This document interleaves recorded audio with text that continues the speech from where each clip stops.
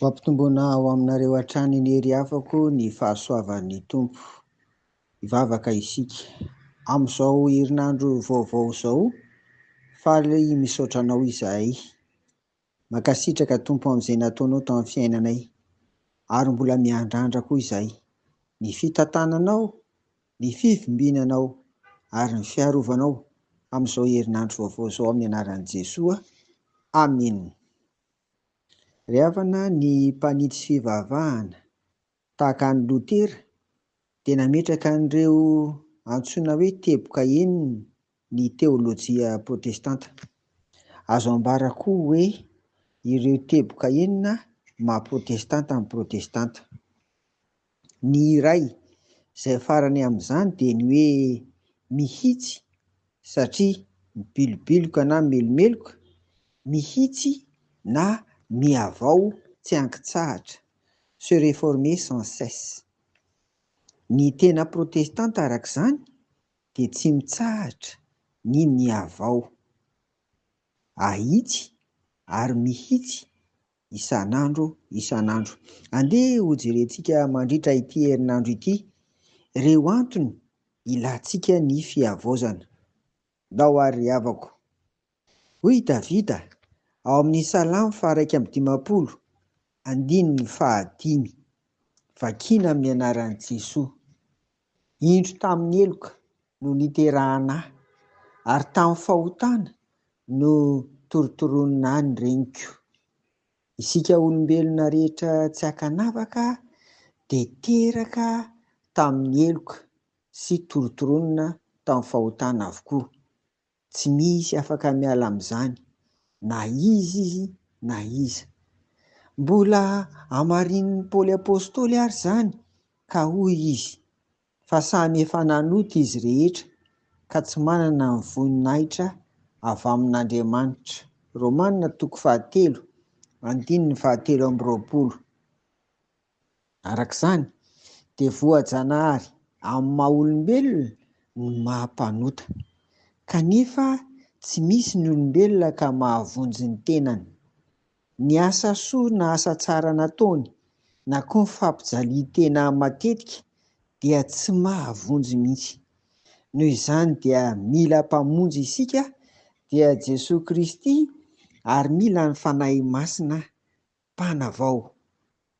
Anjaran'ny mpino tsirairay avy ao anatin'izao iray volan'ny fihavozana izao ny mandiny tena ka mitondra ny ota malaky mahazo azy eo am-pototry ny hazo fijaliana i Jesosy Kristy.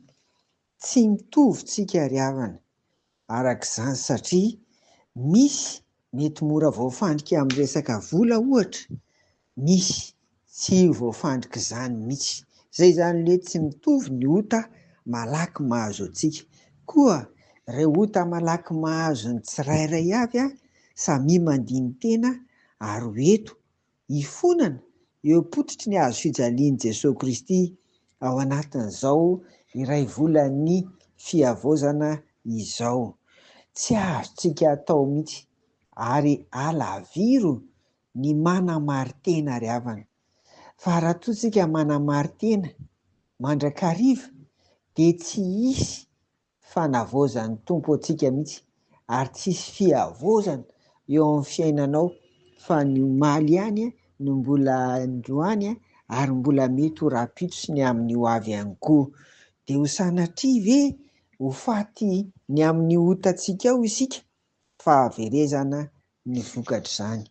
Noho izany ny antony voalohany mahatonga antsika mila fihavozana ry havana dia noho isika olombelona voajanahary teraka sy ny torotoroina tamin'ny ota.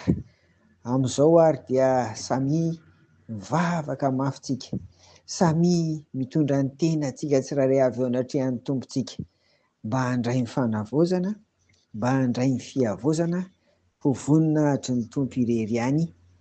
Amen. Andeha hivavaka isika. Misaotra anao hatrany izay Tompo, fa fitiavanao anay no mbola hitenenanao indray makandray amin'ity anio ity, fa ny fahotanay izany no antony ilanay fihavozana mba handresy ny ota malaky mahazo ka hijoro ho olom-baovao, ho olona miavao eo anatrehanao sy eo anatrehan'ny mpiara-monina. Amin'ity herinandro vaovao ity Tompo, apetraka eo am-pelantananao daholo izay fikasana tsara rehetra izay kasainay atao Tompo, ianao hitady-dalana hatanteraka an'izany soamatsara. Vavaka koa izahay mba ho tahianao hatrany ny asa, ny tsirairay avy, ny fianaran'ny ankizy, ny fiainan'ny isa-tokantrano sy ny isam-batan'olona. Omeo ny sazy, omeo manana ambiamby Tompo amin'ny maha-olona rehetra. Dia apetraka eo am-pelantananao koa ao anatin'izany raha misy ny tsy salama mba sotrano. Amin'ny anaran'i Jesoa, amen. Dia ho aminareo hatrany ry havako ny fiadanan'i Jesoa Kristy, amen.